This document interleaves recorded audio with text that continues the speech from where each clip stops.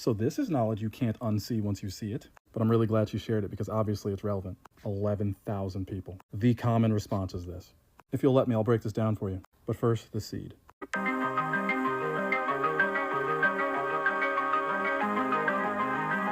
Last night I made a pretty vulnerable video, talking about some pretty awful things that happened to me, but subsequently led to a personal transformation that I wouldn't change for the world. But I woke up this morning to a message of somebody saying their little brother's going through the same thing, but they're worried it's turning him to hatred. And they basically just want to know how you go through hurt and come out healed. But rather than my story, I'm going to break down to you what is possibly the single greatest representation of a dark night of the soul ever illustrated in media. I'm not exaggerating. Think about yourself and your circumstances as we go through this. This show was not just made for entertainment. This will center around a character named Zuko from what is supposed to be a children's show called Avatar: The Last Airbender.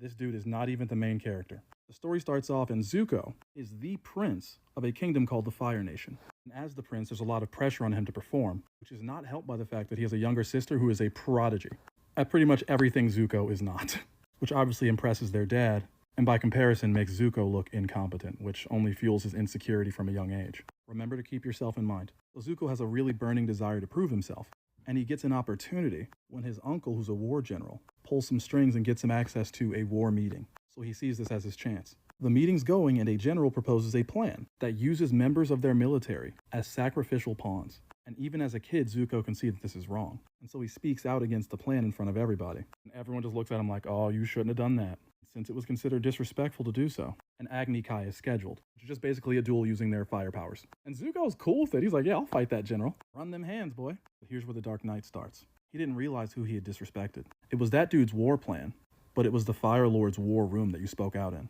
And so as a result, who he'd actually disrespected was his dad, the Fire Lord, the man he most wants to impress, where all of his self-worth is tied up. And this is so important, listen, because it always starts like this. There's an event, something happens. This is the waking up. He refuses to fight his dad, for obvious reasons. His dad says a line that sends a chill down my spine every time I hear it, because I cannot think of a better intro into A Dark Night of the Soul. You will learn respect, and suffering will be your teacher. I looked away.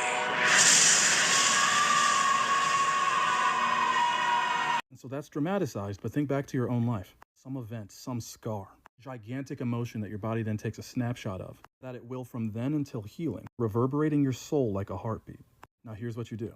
Zuko is then given a measly crew and banished to search for the Avatar, which is basically a spiritual messiah of this world that has vanished for 100 years, long thought to not exist anymore. So basically he's just sent off on a fool's errand and is told he cannot come home until he essentially finds what is this world's second coming